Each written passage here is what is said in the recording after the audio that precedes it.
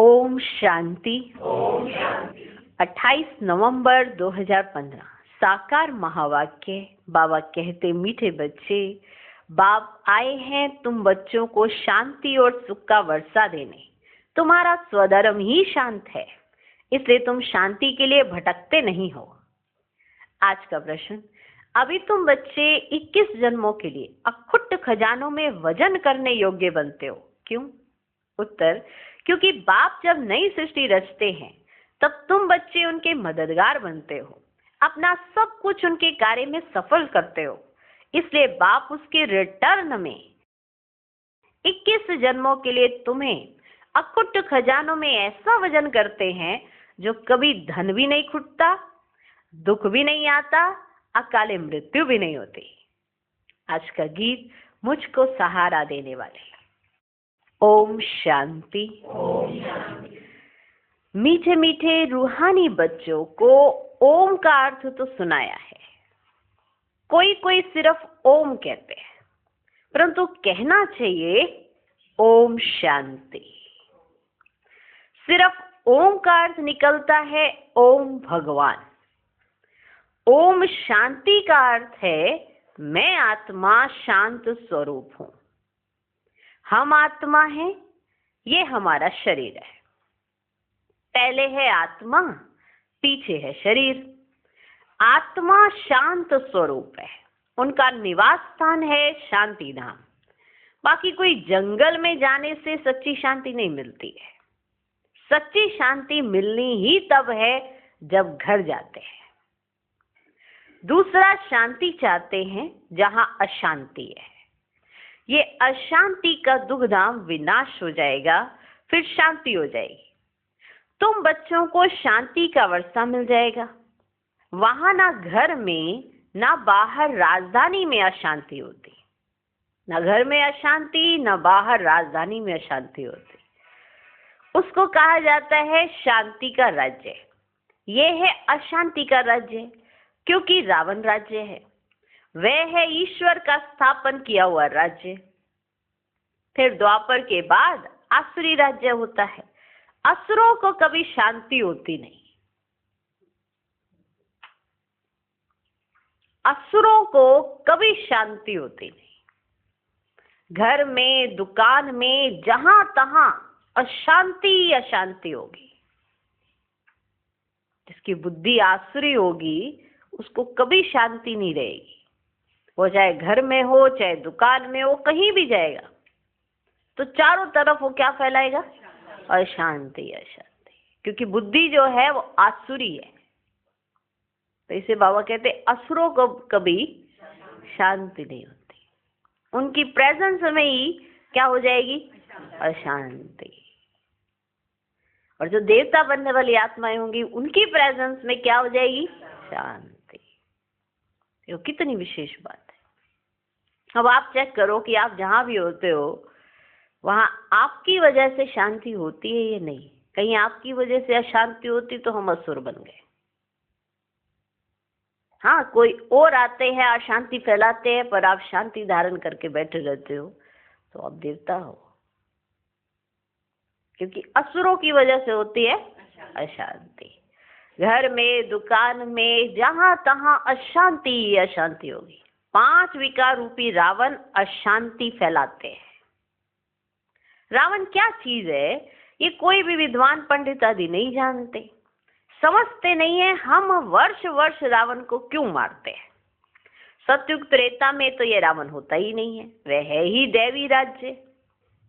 ईश्वर बाबा दैवी राज्य की स्थापना करते हैं तुम्हारे द्वारा। ईश्वर बाबा दैवी राज्य की स्थापना करते तुम्हारे द्वारा, अकेले तो नहीं करते हैं। तुम मीठे मीठे बच्चे ईश्वर के मददगार हो। आगे थे रावण के मददगार, अब ईश्वर आकर सर्व की सदगति कर रहे हैं। पवित्रता, सुख, शांति की स्थापना करते हैं। तुम बच्चों को ज्ञान का तीसरा नेत्र मिला है। सतयुग त्रेता में दुख की बात ही नहीं। कोई गाली आदि नहीं देते, गंध नहीं खाते। यहाँ तो देखो गंध कितना खाते हैं। वहां पे ना तो कोई गाली देते हैं, ना कोई गंध खाता है। यहाँ पे तो देखो कितना गंध खाते हैं। दिखाते हैं श्री कृष्ण को गौएं बहुत प्यारी लगती थी। श्री कृष्ण को गौएं बहुत प्यारी लगती थी। ऐसे नहीं कि श्री कृष्ण कोई गवाला था, गौ की पालना करते थे, नहीं।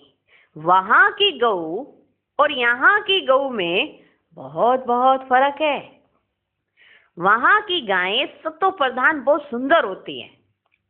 जैसे सुंदर देवताएं वैसे गायें, जैसे सुंदर देवताएं वैसे गायें। देखने से ही दिल खुश हो जाए। यह है नरक।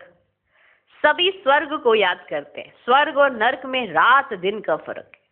रात होती है अंधियारी, दिन में है सोजरा। ब्रह्मा का दिन गोया ब्रह्मा वंशियों का भी दिन हो जाता। पहले तुम भी घोर अंधियारी रात में थे। इस समय भक्ति का कितना जोर है। महात्मा आदि को सोने में वजन करते रहते, क्योंकि शास्त्रों के बहुत विद्वान हैं। उन्हों का कितना प्रभाव इतना क्यों है? उन्हों का प्रभाव इतना क्यों है? बाबा ने बच्चों से पूछा क्यों है। ये भी बाबा ने समझाया है ना, क्यों है। झाड़ में नए नए पत्ते निकलते हैं तो सत्व प्रधान है। ऊपर से नई सोल आएगी तो जरूर उनका प्रभाव होगा ना अल्पकाल के लिए। अब वो परम धाम से आ रही है सोल, अब परम धाम से आ रही है तो सत्व प्रधान है, तो सोल का प्रभाव होगा या नहीं होगा? होगा ना, इसलिए उनका प्रभाव निकलता है। सोने अथवा हीरो में वजन करते हैं, परंतु ये तो सब खलास हो जाने हैं। मनुष्यों के पास कितने लाखों के मकान हैं, समझते हैं हम तो बहुत साहूकार हैं। तुम बच्चे जानते हो ये साहूकारी बाकी थोड़े समय के लिए है। ये सब मिट्टी में मिल जाएंगे।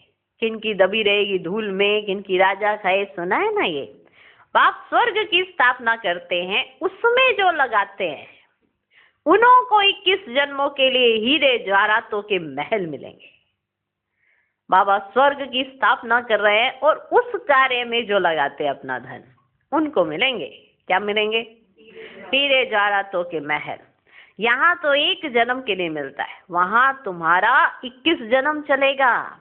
इन आंखों से जो कुछ देखते हो शरीर सहित सब असम हो जाना है।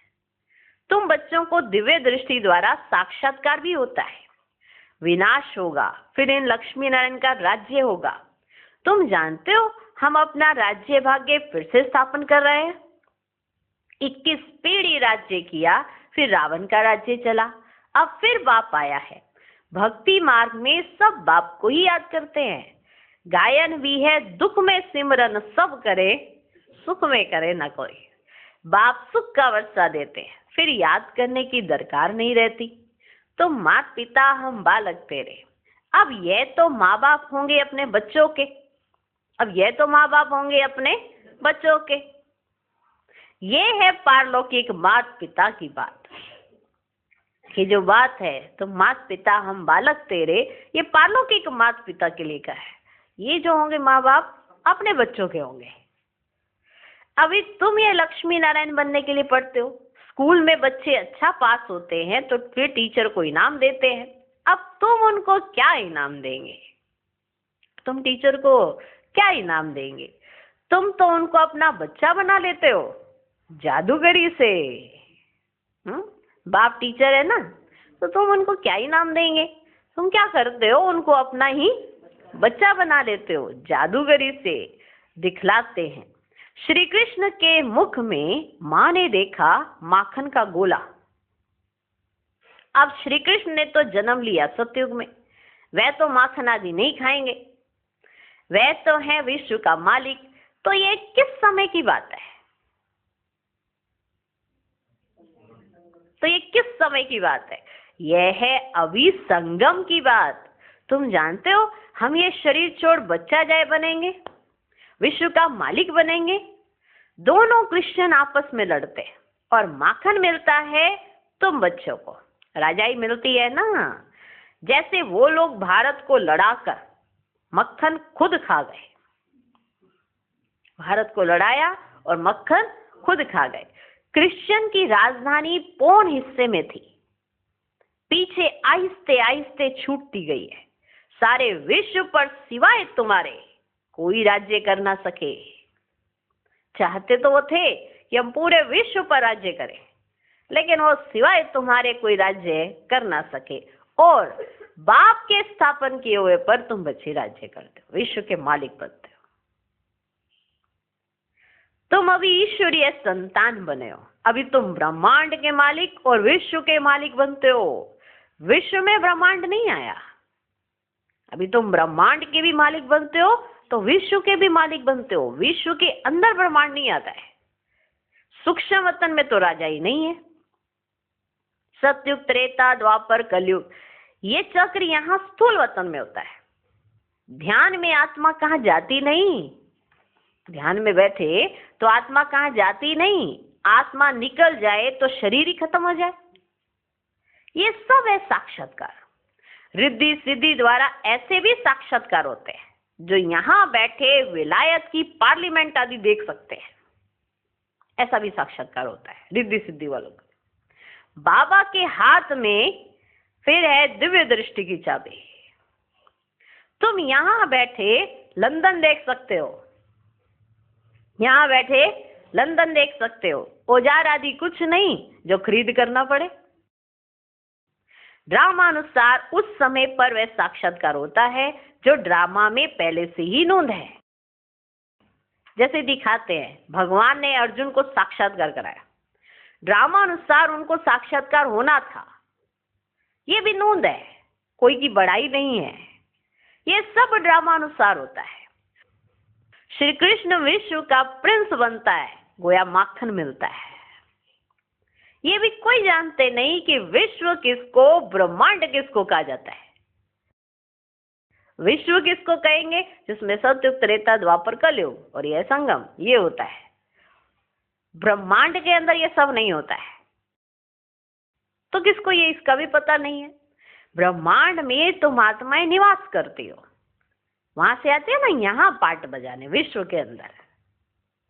सूक्ष्म वतन में आना जाना, साक्षात्कार आदि इस समय होता है। फिर 5000 वर्ष सूक्ष्म वतन का नाम नहीं होता। सिर्फ सूक्ष्म वतन का नाम अभी है।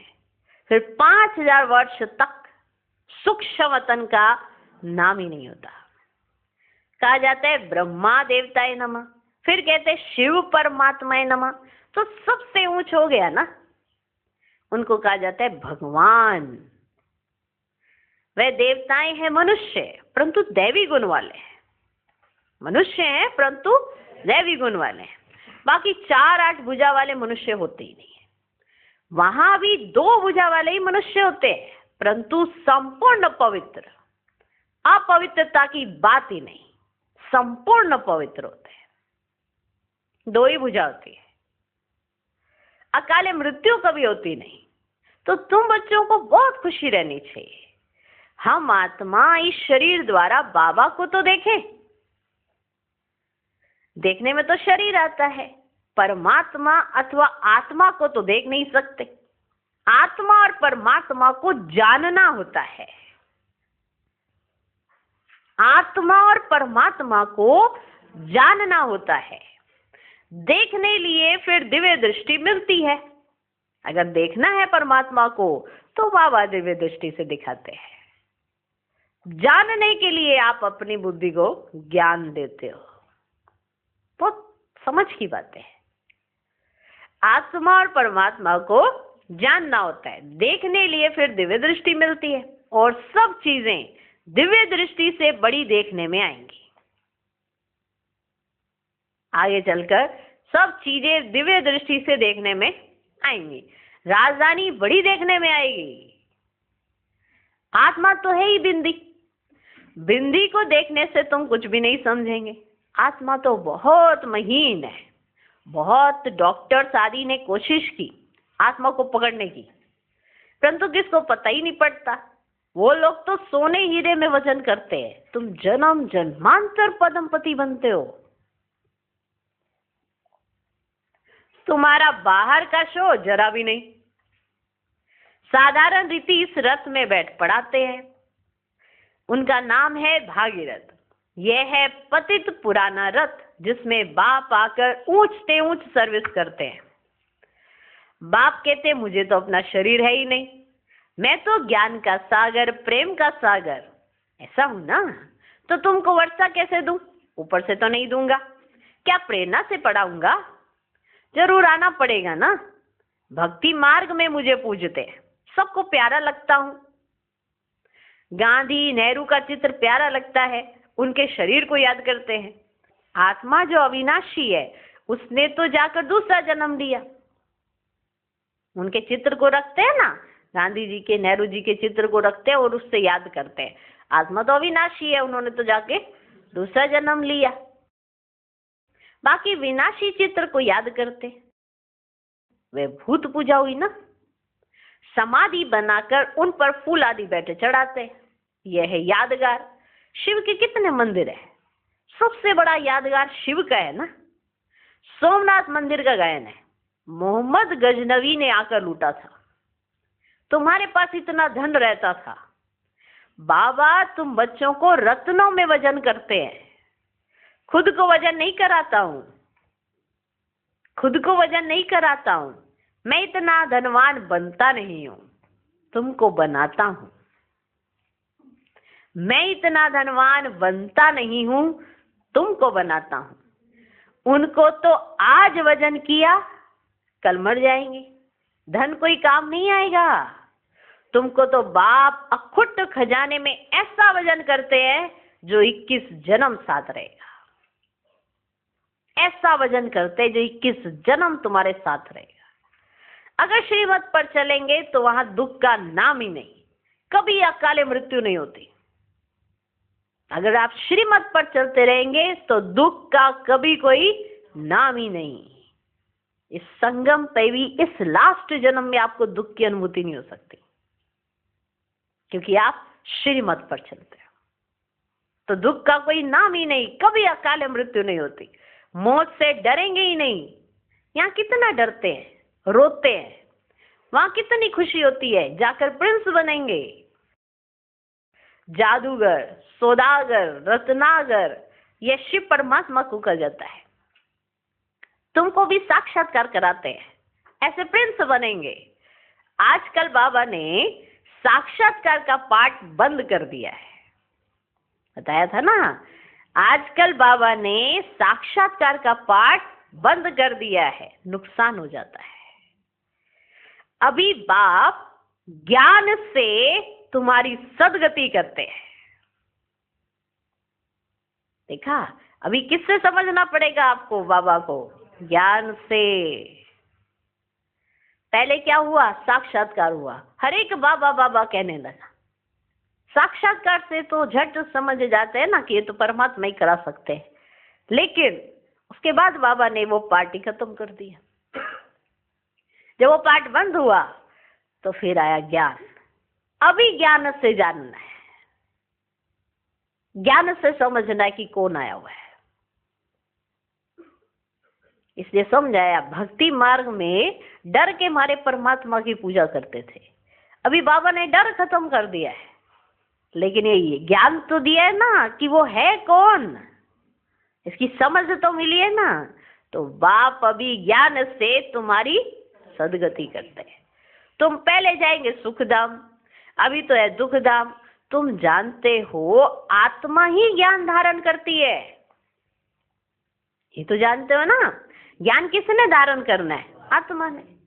जिस घड़ी ये रोशनी होगी, माना रोशनी माना ज्ञान, आत्मा के अंदर ये रोशनी हो गई, उसे समझ हो गई, तो किसी भी स्टेप पर उसको असफलता मिलेगी नहीं। अभी बाप ज्ञान से तुम्हारी सदगति करते हैं, फिर तुम पहले जाएंगे सुखधाम। अभी क्या है? दुखधाम। तुम जानते हो आत्मा ही ज्ञान धारण करती है, इसलिए बाप कहते अपने को आत्मा समझो। आत्मा में ही अच्छे व बुरे संस्कार होते हैं। अच्छे संस्कार भी होते हैं, बुरे भी संस्कार होते हैं। किसमें? आत्मा में। शरीर में हो तो शरीर के साथ संस्कार भस्म हो जाए। तुम कहते हो शिव बाबा हम आत्माएं पढ़ती हैं इस शरीर द्वारा, नहीं बात है ना, नहीं बात है ना। हम आत्माओं को शिव बाबा पढ़ाते हैं, ये तो पक्का पक्का याद करो। हम सब आत्माओं का वह बाप भी है, टीचर भी है। आप खुद कहते हैं मुझे अपना शरीर नहीं है, मैं भी हूं आत्मा, परंतु मुझे परमात्मा कहा जाता है।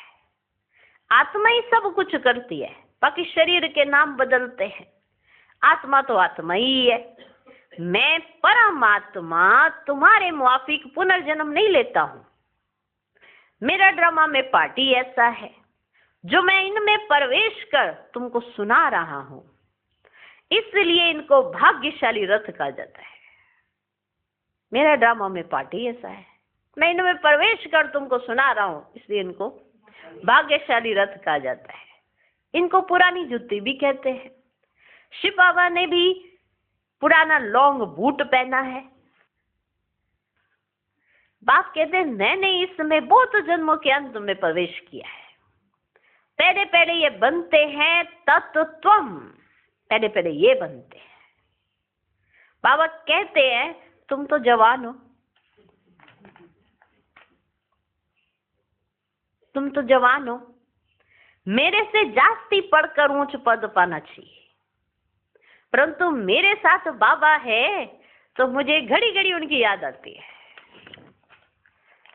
बाबा कहते हैं मेरे से जास्ती तुम ऊंच पद पा सकते हो ना, तुम तो जवान हो, परंतु मेरे साथ बाबा है तो मुझे घड़ी घड़ी उनकी याद आती है।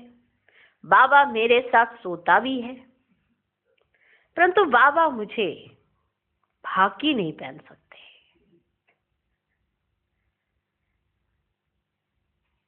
बाबा मेरे साथ सोता भी है, परंतु बाबा मुझे भाकी नहीं पहन सकते। तुमको भाकी पहनते हैं, तुम भाग्यशाली हो ना। देखो भगवान जिस तन में आते हैं वो तन तो भगवान से मिल नहीं सकता। माने जिनका तन है ब्रह्मा बाबा, शिव बाबा से ऐसे मिल सकते हैं जैसे हम बच्चे मिलते हैं। तो माना कितनी बड़ी बात है। ये आपको पहले भी बताई थी हमने, ये बात आपको पहले भी कही थी। आप समझो अपना भाग्य है, तुम भाग्यशाली हो ना। शिव बाबा ने जो शरीर लोन लिया है तुम उनको भागी पहन सकते हो। मैं कैसे पहनूं, मैं कैसे पहनूं? मुझे तो यह भी नसीब नहीं है, इसलिए तुम लक्की सितारे गाए हुए हो। शिव बाबा ब्रह्मा बाबा कैसे मिलन मनाते हैं, कैसे मिलते हैं, और वो एक चीज जो ब्रह्मा बाबा के पास नहीं है, बाकी हम सब बच्चों के पास है।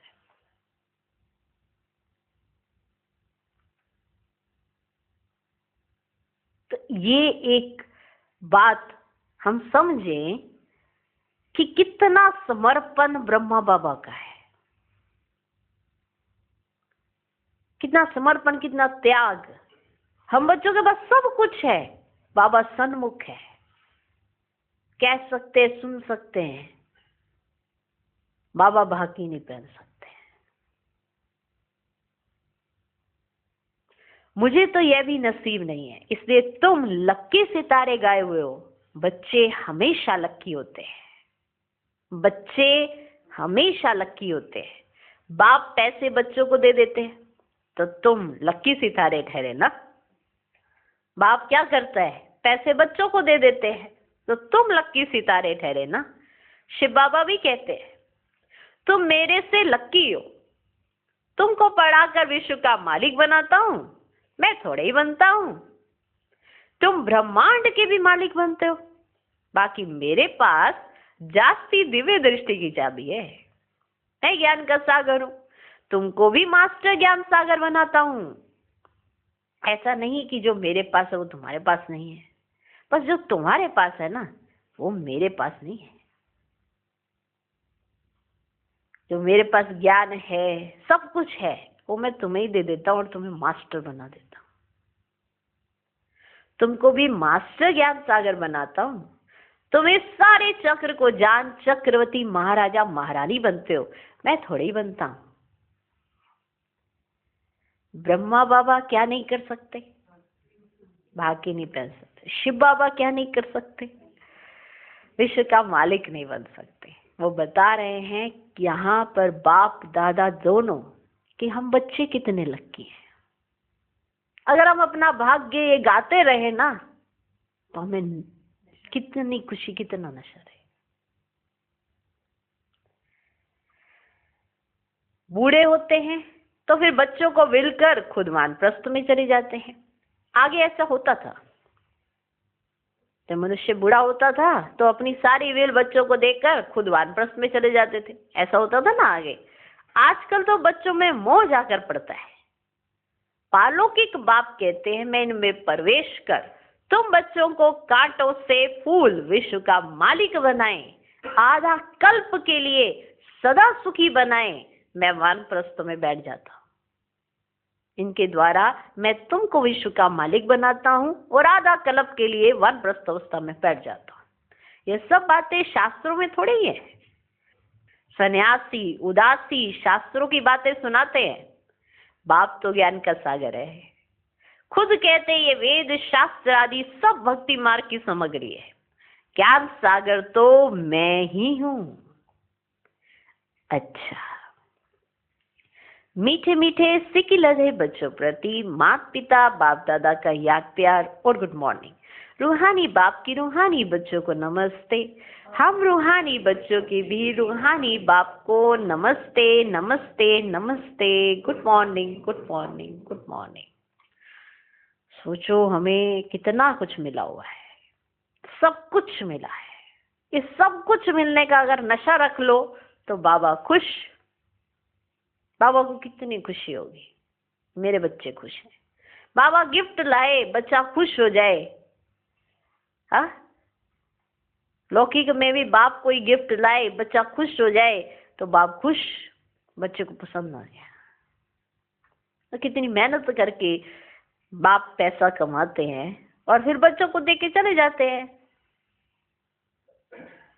अपनी महीने की तनख्वाह में से काट काट के इंश्योरेंस में देते रहते हैं, जबकि वो इंश्योरेंस अपने लिए नहीं है, बच्चों के लिए विल करके चले जाते हैं ताकि भविष्य इनका खराब नहीं हो, इनको किसी का मना देखना ना पड़े, ये इतने निश्चिंत अवस्था में जीवन जिए। तो फिर ये तो पारलौकिक माता पिता है। सोचो ये क्या करते रहेंगे। हमें क्या करना है? खुश रहना है, हर बात में राजी, हर बात में राजी, क्योंकि अभी हमें संपूर्ण ज्ञान की अनुभूति हो चुकी है। वह अपना भाग्य समझना चाहिए। हमारे पास जो भाग्य है वो तो किसी के पास नहीं है। ब्रह्मा बाबा कभी देखा, शिव बाबा ने भी अपना सुनाया, बाप दादा ने अपना सुनाया और हम बच्चों को कितना ऊंचा उठाया। तुम अपने आप को लक्की समझो, क्योंकि ऐसे माँ बाप की संतान हो, लक्की समझो। दोनों ने हमें अपना सब कुछ दिया है, कितने हम लक्की हैं। ठीक है। अच्छा, धारणा के लिए मुख्य सार, पहला पॉइंट, इन आंखों से शरीर सहित जो दिखाई देता है ये सब भस्म हो जाना है, इसलिए अपना सब कुछ सफल करना है। दूसरा पॉइंट, बाप से पूरा वर्षा लेने के लिए पढ़ाई पढ़नी है। सदा अपने लक्ष्य को स्मृति में रख ब्रह्मांड व विश्व का मालिक बनना है। आज का वरदान, आपस में स्नेह की लेन देन द्वारा सर्व को सहयोगी बनाने वाले सफलता मूर्त भव। अभी ज्ञान देने और लेने की स्टेज पास की, अब स्नेह की लेन देन करो। जो भी सामने आए, संबंध में आए तो स्नेह देना और लेना है। इसको कहा जाता है सर्व के स्नेही व लवली। ज्ञान दान अज्ञानियों को करना है, लेकिन ब्राह्मण परिवार में इस दान की महादानी बनो।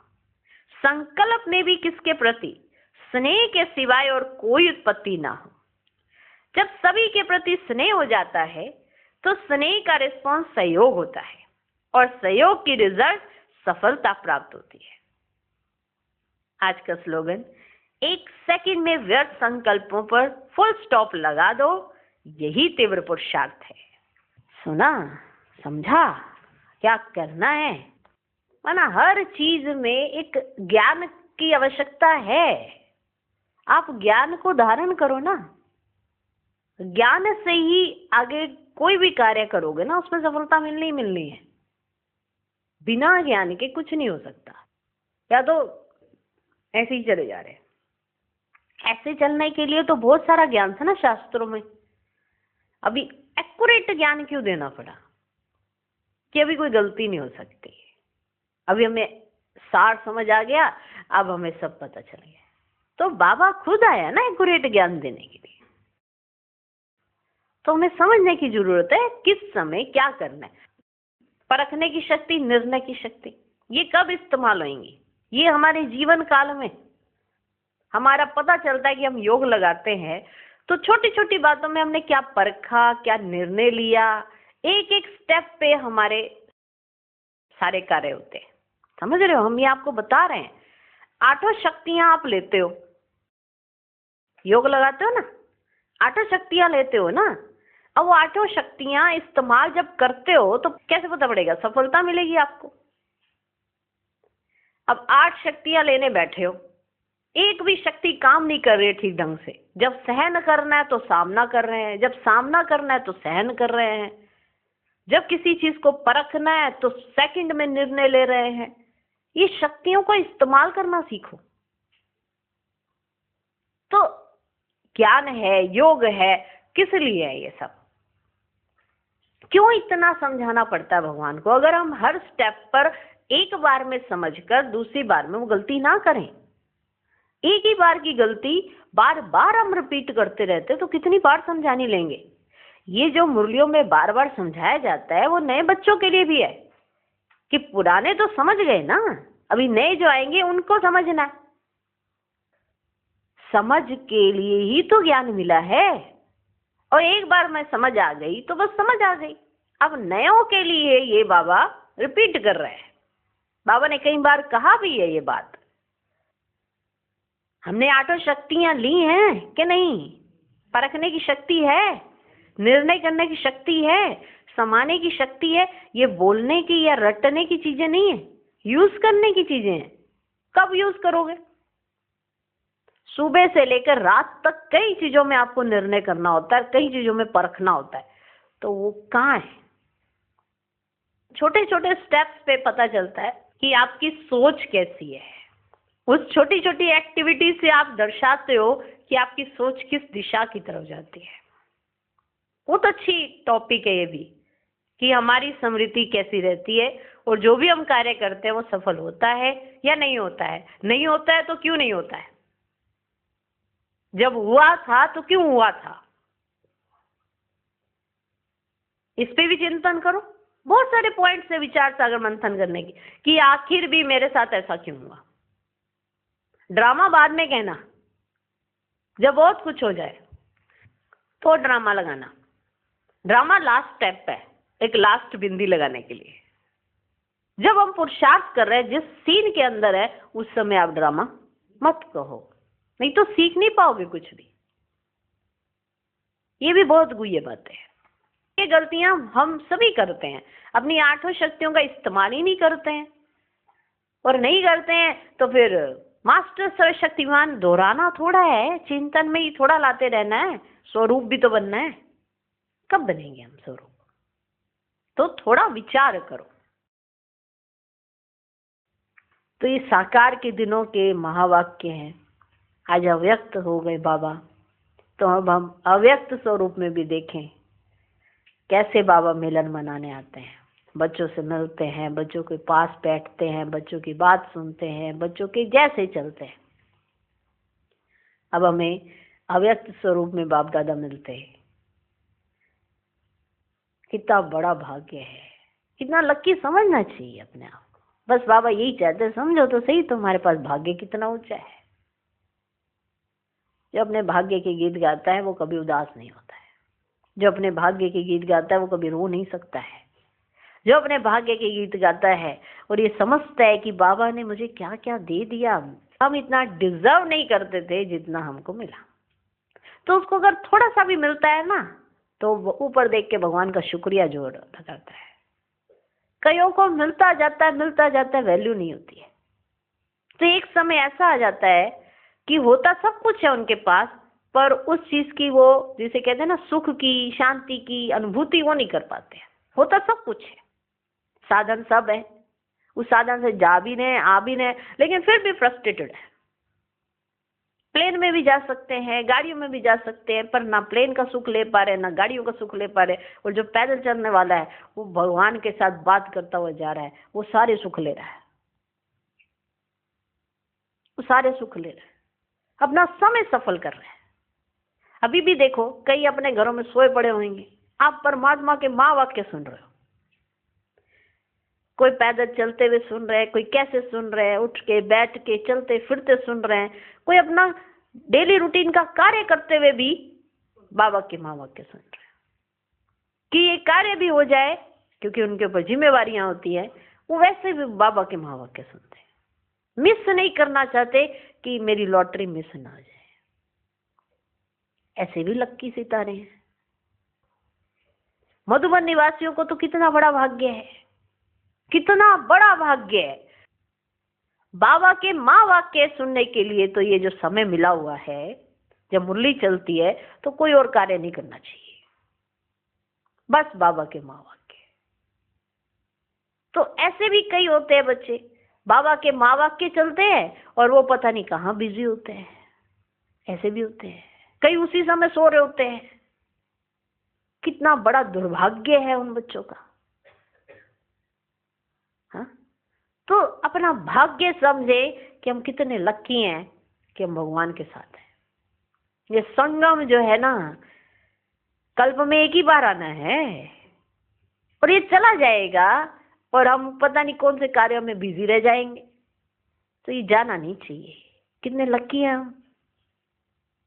मधुबन निवासियों को कितना बड़ा भाग्य मिला हुआ है उस धरनी पर बैठकर बाबा के माँ वाक्य सुनने का। इसलिए किसी को भी मिस नहीं करने चाहिए, डायरेक्ट सुनने चाहिए। और बाकी तो देखो कार्य व्यवहार में होते हैं, हाँ, अपनी जॉब में जाते हैं, वो सुबह सुबह वो भी सुनते हैं। इसलिए अपने भाग्य पर नाच करो और उस भाग्य को और बढ़ाओ। उस नशे में रहो कि मैं किसकी हूँ, कौन है मेरे साथ। स्वयं भगवान है, मैं उसकी गोद में पलती, उसकी गोद में बैठी हूँ। कितनी महान आत्मा है। सोचो, समझो, जानो तो कितने भाग्य के अपने ही गीत निकलते रहेंगे कि बाबा मेरे साथ हर समय कंबाइंड है। बाबा अपना एग्जाम्पल इसीलिए देते हैं कि मैं ऐसे ऐसे, क्योंकि बाबा के पास तो देखो कितनी सारी बातें आती है। हमारे पास तो सिर्फ हमारी बात होगी ना, या करके एक दो की बात और हो जाएगी। बाबा के पास तो जितने बच्चे उतनी बातें। हम एक दो बातों को हल नहीं कर पाते हैं। बाबा को कितनी बातों को देखना पड़ता है, साकार में भी कितनी बातों को, दादियों को कितनी बातों को देखना पड़ता है, बड़ों को कितनी बातों को देखना पड़ता है। तो हम तो फ्री हैं। फ्री रहने का भी नशा रखो कि जिम्मेवारी बाबा की। ऐसा जो करे सो अपने भाग्य के गीत गाए, बहुत बड़ा भाग्य है। ठीक है ना, समझे? अच्छा, ओम शांति। चलो चले बाबा की याद में। हाँ, याद में ही हो ना। हाँ।